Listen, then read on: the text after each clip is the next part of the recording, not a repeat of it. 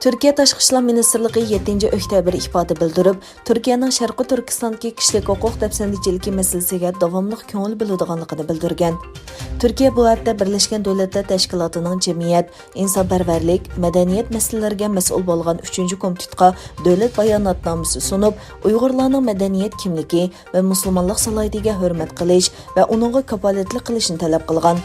Bu bayonotnomada Birlashgan Davlatlar Tashkilotidagi munosabatlik organlarning Uyg'ur avtonom rayonidagi kishilik huquq ahvolini xotirlash jihatda muhim rol o'ynayotganligini ta'kidlanish bilan birga ba'zi konkret takliflar o'tirg'a qo'yilgan. Bu bayonotnomada yana Turkiyaning Xitoyning zamin butunligiga hurmat qiladiganligi, Turkiyaning xalqaro jamiyat va Xitoy hukumatidan Uyg'ur qatorliq turkiy millatlarning boshqa millatlarga o'xshashlar tang barobar huquqqa ega bo'lib, tinch xotirjam yashashiga kafolatli qilishni umid qiladiganligini bildirgan.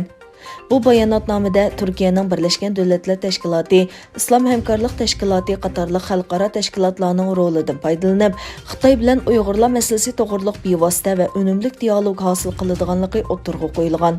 Uningdan boshqa, Turkiya bu bayonotnomada Birlashgan Davlatlar Tashkiloti kishilik huquq kengashining Uyg'ur diyoriga roli bo'ladigan, cheklamaga uchirmaydigan ziyorat uyushtirishini, Xitoyning bu masalada xalqaroga ochiq-oshkora bo'lishini umid qiladiganligini bildirgan.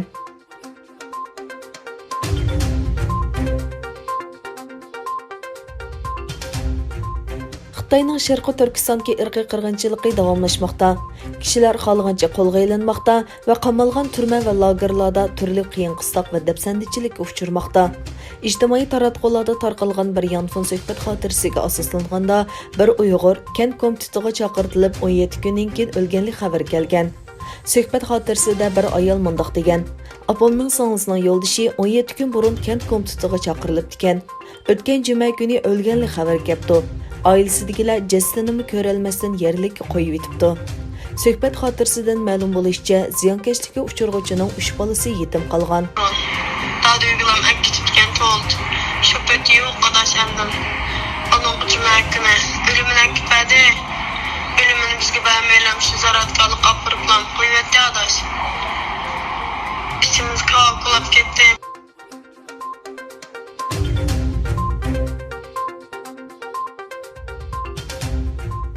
Qozog'istonda 31 may siyosiy ta'qib qurbonlarini xotirlash kuni deb e'lon qilingan bo'lib, har yili 31 may kuni Qozog'istonda 20-asrning birinchi yarmida Sovet hokimiyati va Kommunistlar partiyasi tarafidan yurgizilgan siyosiy ta'qiblashlarda qurbon bo'lganlarga atab har xil faoliyatlar o'tkazildi va matbuotlarda bu haqda maqolalar e'lon qilindi.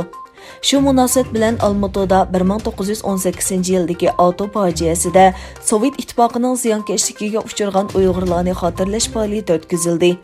Xitoy virusi sababli faoliyatga oz sondagi jamoat arboblari va ziyolilar qatnashdi.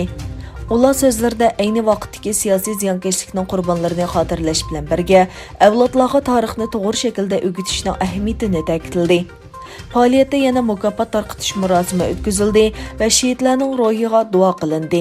Qozog'iston tarixidagi dahshatli atu fojiyasi, ya'ni 1918-yili may-iyun oylarida yuz bergan, barchani halaykumga solgan siyosiy ta'qiplash qurbonlarining mangu o'chmas ro'yiga bag'ishlab nashr qilingan o'chmas xotira kitobini tonishtirish ham shehidlar ro'yiga atab duo berib ta'zim qilib nazr o'tkazish niyatida barchamiz ushbu faoliyatga shig'ilib o'tiribmiz.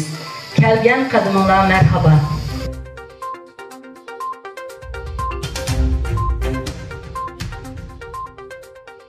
Angliyaning muhofizachi gazeti to'rining 6-oktyabrdagi xabariga qaraganda, Angliya Uyg'urlar uchirgan dafsanchilik sababidan 2022-yili o'tkazilmoqchi bo'lgan Beijing qishliq olimpik musobaqasini boykot qilishi mumkin ekan.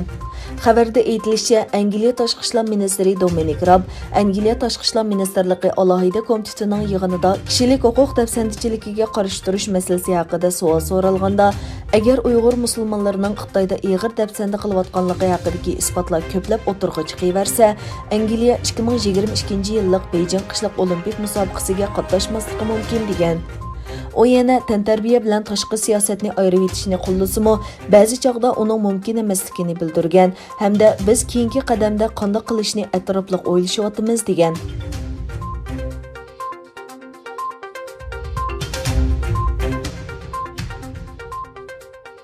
Egillanishicha, Xitoyda o'tirg'i chiqqan Wuhan virusi yuqumi sababidan yaqinqi bir yilda taraqqiy topgan davlatlar fuqarolarining Xitoyga bo'lgan ishonmaslik darajasi oshgan.